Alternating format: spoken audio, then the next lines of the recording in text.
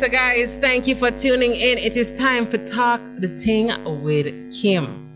All right, so for this week, and it is the last Friday in the month of October, which, as we highlighted at the beginning of the month, is Breast Cancer Awareness, right?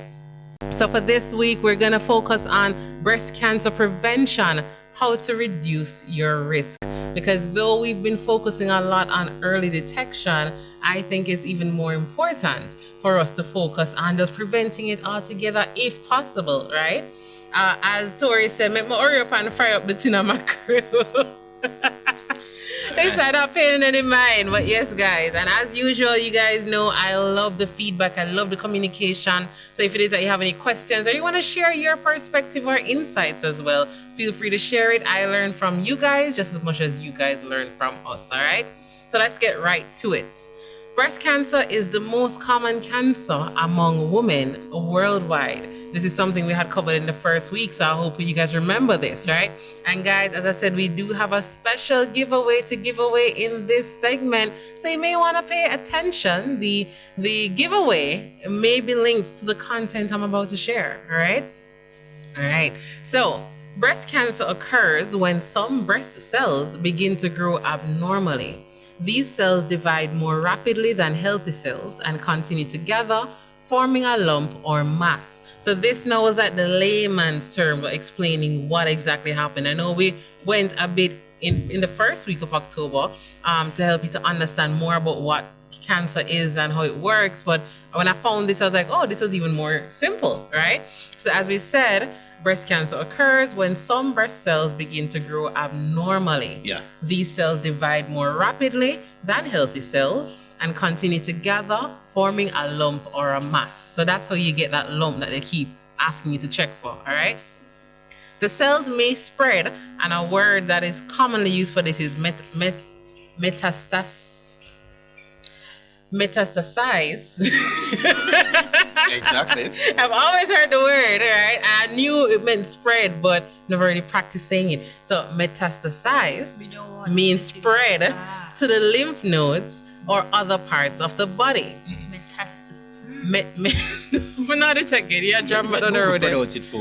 Metastasize. All right, just a second, right? So it's metastasize. All right, so listen to the pronunciation. Metastasize. People. Let's see if Kimmie. I think it's metastasize. Metastasize. We don't want the situation to metastasize. Here we go. Metastasize. I got it right the second time. So metastasize, right? To the lymph nodes or other parts of the body. Breast cancer mostly begins with cells in the milk-producing ducts, and this is called the invasive ductal carcinoma, or in the glandular tissue called lobules, which is also known as invasive lobular carcinoma. So we're giving you the layman's and we're giving you the proper terms then, right? So we're all about learning and teaching each other as well. And in other cells or tissues within the breast. Researchers have identified hormonal, lifestyle, and environmental factors that may increase the risk of breast cancer. However, it is unclear why some women who have no risk factors at all develop cancer, yet others with risk factors never do. It is likely that breast cancer is caused by a complex interaction of genetic makeup and environmental factors. So even though these are ways, Dre said, Kimmie, why did Jada leave you hanging? In what way? Oh, with metastasize. Yeah, I don't know if I ask her off air. Right? I didn't leave Kimmie hanging. Kimmie But left me hanging. Somebody was left. But when it comes to the complex interaction between genetic makeup and environmental factors, so it means that even though you may be, I guess, open or in contact with more factors, it doesn't necessarily mean that you are automatically gonna get breast cancer. But you also do have the healthiest women out there probably don't use nothing in microwave, literally. Like, you know those people who are just very health conscious? Them, even the sprays that they use in the house and all, they're very cognizant of everything that they use. They can also be susceptible to breast cancer, right? That common like cases where, you know, probably, let's say, something contagious, probably like the flu or chicken pox is around, Yeah. and you avoid everybody. Everything, yeah. And you try And you avoid still get everybody, it. and somehow you just still get it. I will still can't figure out how exactly that connection. And they is have the made. nonchalant person who around everybody was sick. and And not them affect just them. out here, just, So- you know, same thing So at the end of happened. the day, some things, as Kimmie says, some things it just happens strangely. They're trying to figure out why. Yes. But the best thing you can do is just not to put yourself at full risk. No matter Exactly. own over yourself to everything. Just try and be safe. And that's why they say it's a complex interaction of genetic makeup. So they're saying it's more to it than just the external factors. Yeah. It really can have a lot to do with your background, your family, your history, and also the factors environmentally that you're exposed to. All Jenna, right? do you know your background?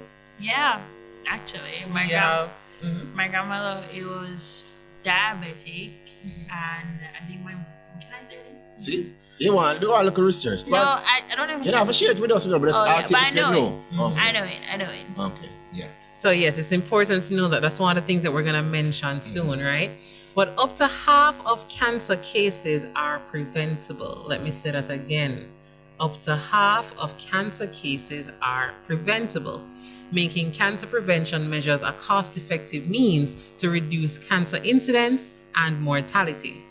Now you have two types of cancer prevention. You have the primary cancer prevention, which these measures include interventions that block the initiation of cancer by altering exposure to risk factors such as tobacco smoke, alcohol, occupational carcinogens, radiation, just being overweight or obesity, and other factors that are modifiable by changes in behavior or policy. So that's like the first step to cancer prevention. You have things that are within your control, right?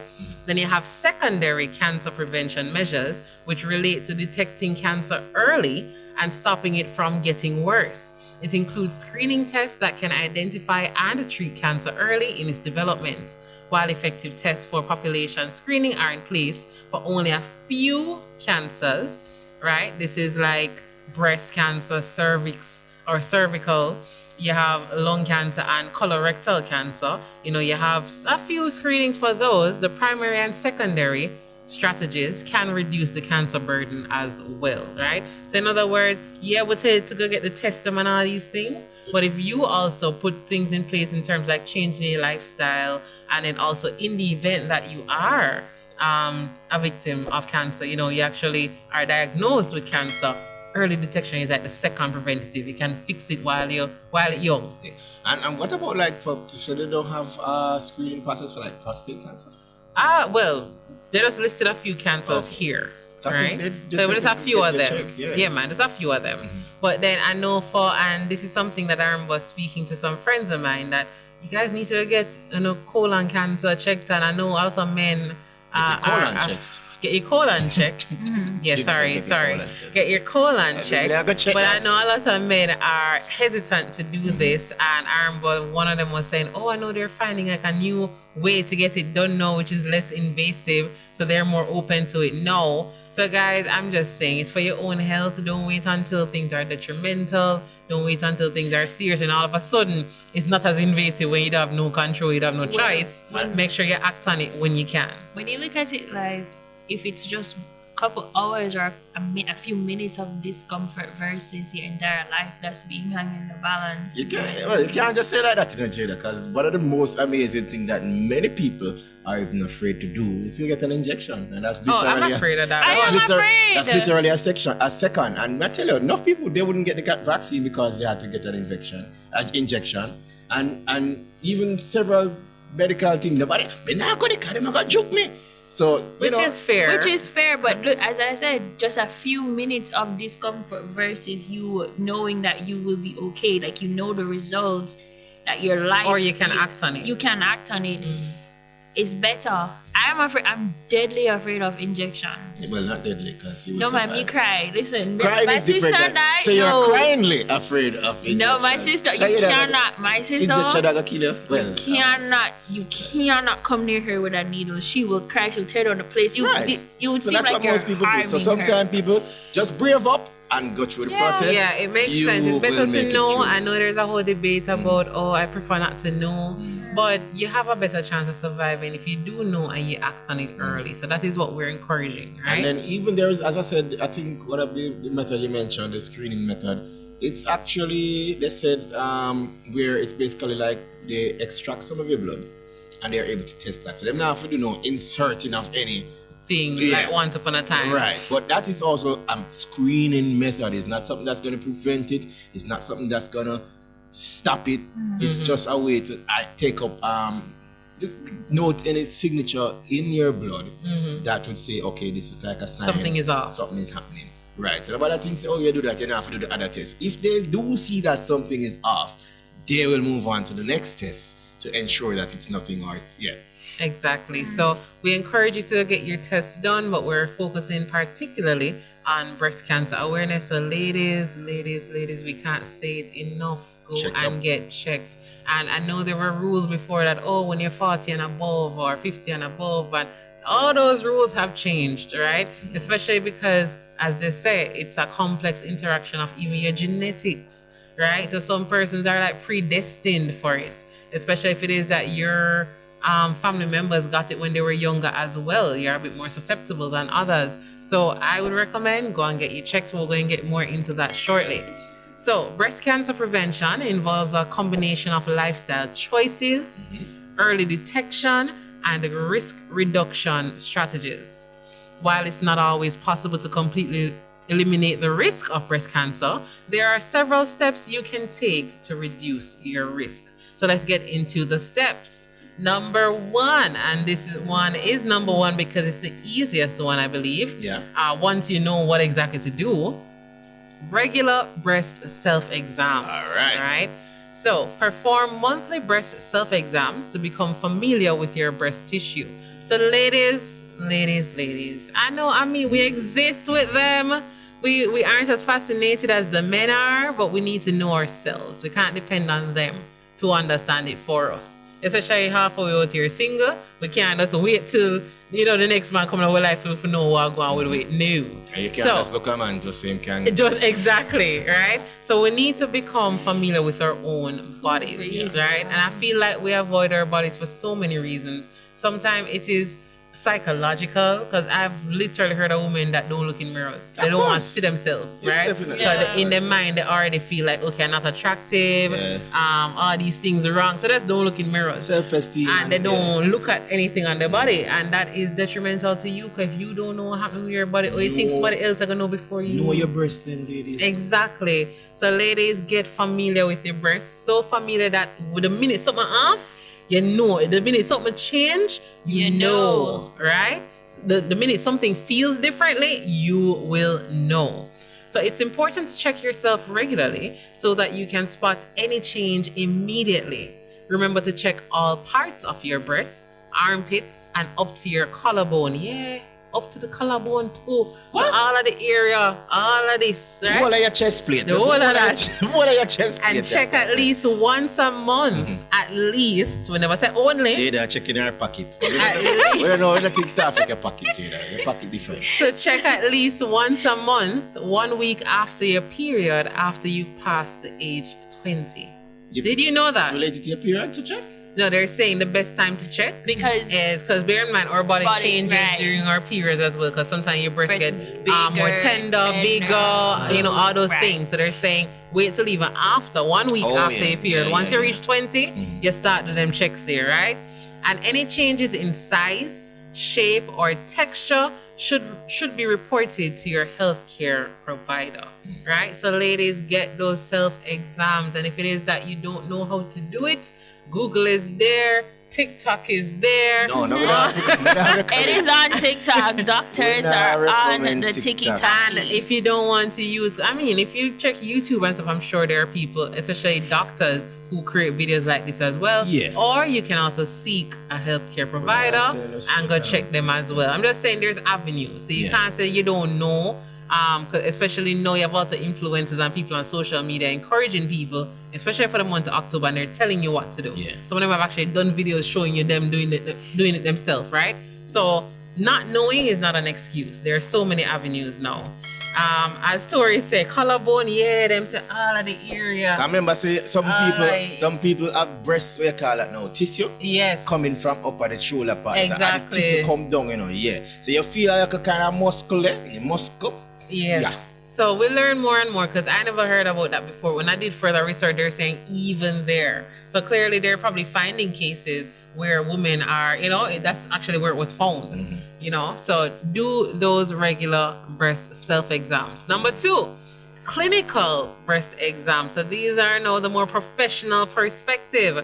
So this is an examination by a doctor or nurse who will check both breasts and the lymph nodes in the armpits.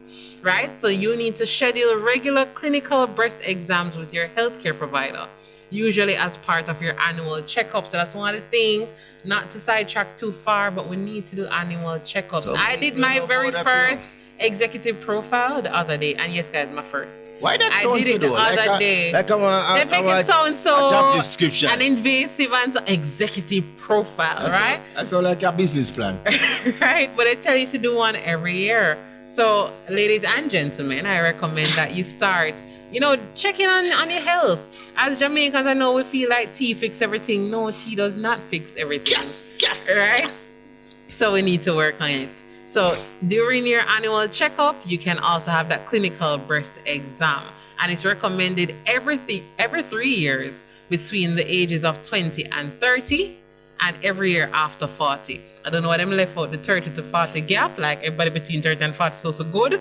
I don't know if that's what they're implying, but it's recommended every 3 years between ages 20 and 30 and every year after 40. Yeah, because you see the thing is when you get to the 30 part, you should be able to a routine where you just keep doing the checks. Yeah. So if you start from earlier, you will just be in the routine to every 3 years. Every 3 years, right?